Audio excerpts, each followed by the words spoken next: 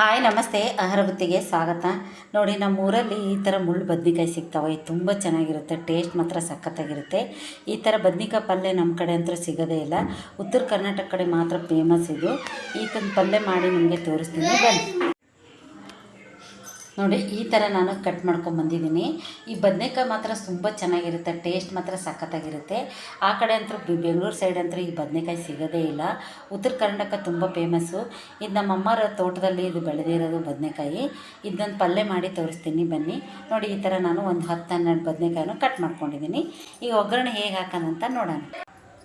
First ನಾವು cut ಮಾಡ್ಕೊಳ್ಳುವಾಗ ಒಂದು ಚಮಚಷ್ಟು ನೀರು ತೊಗೋಬೇಕು. ಅದಕ್ಕೊಂದು ಸ್ಪೂನಷ್ಟು ಉಪ್ಪು ಹಾಕ್ಬಿಟ್ಟು ಈ ಥರ ಕಟ್ ಮಾಡಿ. ನೀವು ಎಷ್ಟೊತ್ತವರೆಗೂ ಇಟ್ಟರು ಆ ಥರ ಕಪ್ಪಾಗಲ್ಲ. ನೀವು ಹಾಗೆ ನೀರಲ್ಲಿ ಹಾಕಿದರೆ ಇದು ಕಪ್ಪಾಗುತ್ತೆ. ಉಪ್ಪು ಹಾಕಿಟ್ಟು ನೀವೀಗ ಒಗ್ಗರಣೆ ಹಾಕೋಣ, ಬನ್ನಿ. ನೋಡಿ, ಒಂದು 2-3 ಸ್ಪೂನಷ್ಟು ನಾವು ಎಣ್ಣೆ ಹಾಕೊಳ್ಳೋಣ. 1-2 ಈರುಳ್ಳಿ, ನೋಡಿ, ಜೀರಿಗೆ ಇಲ್ಲ, ಸಾಸಿವೆ ಇಲ್ಲ, ಬರೀ ಒಂದು 2-3 ಸ್ಪೂನಷ್ಟು ಎಣ್ಣೆ, 1-2 ಈರುಳ್ಳಿ. ಅದೇ ಥರ ಸಿಂಪಲ್ಲಾಗಿ ಮಾಡಿದರೆ ತುಂಬ ರುಚಿಯಾಗಿರುತ್ತೆ. ಇದು ರೊಟ್ಟಿ ಜೊತೆ ತಿಂದರೆ ಮಾತ್ರ ಸಖತ್ತಾಗಿರುತ್ತೆ. ಇವಾಗ ಸ್ವಲ್ಪ ಫ್ರೈ ಆಗಬೇಕು.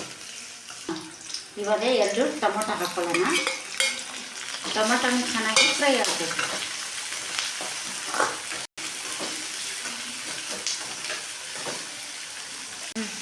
ನೋಡಿ, ಇವಾಗ ನಾವು ಉತ್ತರ ಕರ್ನಾಟಕ ಕಡೆ ಇದೇ ಥರ ನಾವು ಮಸಾಲ ಪುಡಿ ಹಾಕೋದು ತುಂಬ ಚೆನ್ನಾಗಿರುತ್ತೆ, ಟೇಸ್ಟ್ ಮಾತ್ರ ಸಖತ್ತಾಗಿರುತ್ತೆ.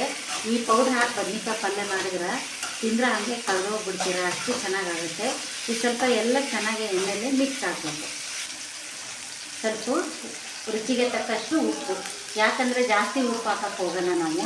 ಮಸಾಲ ಖಾರದಲ್ಲಿ ನಾವು ಉಪ್ಪು ಹಾಕಿಬಿಟ್ಟು ನಾವು ಮಸಾಲ ಖಾರ ಮಾಡಿಬಿಡ್ತೀವಿ. ಅದಕ್ಕೆ ಸ್ವಲ್ಪ ಉಪ್ಪು, ಅರ್ಧ ಸ್ಪೂನಷ್ಟು ಉಪ್ಪು ಹಾಕಿದ್ದೀವಿ. ನೋಡಿ, ಇವಾಗ ಚೆನ್ನಾಗಿ ಫ್ರೈ ಆಗಿದೆ. ಅದರಲ್ಲಿ ಇವಾಗ ನಾವು ಬದನೆಕಾಯಿ ಕಟ್ ಮಾಡಿ ಇಟ್ಕೊಂಡಿದ್ದೀವಲ್ಲ, ಅದನ್ನ ಹಾಕಿಬಿಟ್ಟು ಇವಾಗ ಚೆನ್ನಾಗಿ ಎಣ್ಣೆಲೆ ಫ್ರೈ ಮಾಡೋಣ. 1-2 ನಿಮಿಷ ಇದನ್ನು ಚೆನ್ನಾಗಿ ಮಿಕ್ಸ್ ಮಾಡಬೇಕು. ಮಿಕ್ಸ್ ಮಾಡ್ಕೊಂಡ್ಬಿಟ್ಟು ಇದು ಪಲ್ಯ ತಿಂದು ನೋಡಿ, ನೀವು ಸಖತ್ತಾಗಿರುತ್ತೆ. ಈ ಥರ ಖಾರ ಪುಡಿ ಬೇಕಂದ್ರೆ ಅಂಗಡಿಯಲ್ಲೆಲ್ಲ ಸಿಗುತ್ತೆ. ತಂದುಬಿಟ್ಟು ನೀವು ಈ ಥರ ಮಸಾಲ ಪೌಡರ್ ಹಾಕಿ ಬರೀ ಬದನೆಕಾಯಿ, ಜೀರಿಗೆ ಬೇಡ, ಸಾಸಿವೆ ಬೇಡ, ಏನೂ ಬೇಡ, ಜಸ್ಟ್ ಈರುಳ್ಳಿ, ಟೊಮಾಟೊ, ಖಾರದ ಪುಡಿ ಹಾಕಿದ್ರೆ ಸಾಕು, ಅಷ್ಟು ಟೇಸ್ಟ್ ಇರುತ್ತೆ. ಇವಾಗ ಇದನ್ನು ನಾವು ಸ್ವಲ್ಪ ಮುಚ್ಚಳ ಮುಚ್ಚೋಣ. ಇವಾಗ ಇದು ಒಂದು 10 ನಿಮಿಷ ಮುಚ್ಚಳ ಮುಚ್ಚೋಣ. ಪಲ್ಯ ಮಾಡಿಕೊಂಡು ಜೋಳದ ರೊಟ್ಟಿ ಎಲ್ಲ ಮಾಡಿಕೊಂಡು ತಿನ್ಬೋದು. ಲಾಸ್ಟ್ಗೆ ಇವಾಗ ಕೊತ್ತಂಬರಿ ಸೊಪ್ಪು ಹಾಕೋಣ. ಸ್ವಲ್ಪ ಕೊತ್ತಂಬರಿ ಸೊಪ್ಪು ಹಾಕಿಬಿಟ್ಟು ತಿರುಗಿಬಿಟ್ಟು ನೀವು ರೊಟ್ಟಿ ಜೊತೆ ಸರ್ವ್ ಮಾಡ್ಕೊಂಡು ತಿಂದರೆ ವಾವ್ ಅನ್ನುತ್ತೆ, ಅಷ್ಟು ಚೆನ್ನಾಗಿರುತ್ತೆ. ಇವಾಗ ಸ್ವಲ್ಪ ಈಗ ಕೊತ್ತಂಬರಿ ಸೊಪ್ಪು ಹಾಕಿಬಿಟ್ಟು ಮಿಕ್ಸ್ ಮಾಡಿ 1 ನಿಮಿಷ ಮುಚ್ಚಿಬಿಟ್ಟು ನಾವು ಬಿಸಿ ರೊಟ್ಟಿ ಆದ ತಕ್ಷಣ ನಾನು ನಿಮಗೆ ಸರ್ವ್ ಮಾಡಿ ತೋರಿಸ್ತೀನಿ.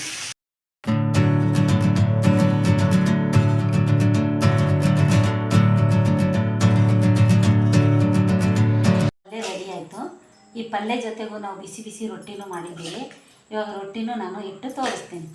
ನೋಡಿ, ಎಷ್ಟು ಚೆನ್ನಾಗಾಗಿದ್ದಾವಂಥ ರೊಟ್ಟಿ. ಇವಾಗ ಬಿಸಿ ಬಿಸಿ ರೊಟ್ಟಿ ಮಾಡಿರೋದು. ಈ ರೊಟ್ಟಿ ಮಾಡಿ ಬದ್ನಿಕಾಯಿ ಪಲ್ಯ ಜೊತೆಗೆ ಸರ್ವ್ ಮಾಡ್ಕೊಂಡು ತಿಂದರೆ ತುಂಬ ಚೆನ್ನಾಗಿರುತ್ತೆ. ಇವಾಗ ಅದ್ರ ಜೊತೆಗೆ ನಾವು ಸೌತೆಕಾಯಿ, ಮಾವಿನಕಾಯಿ,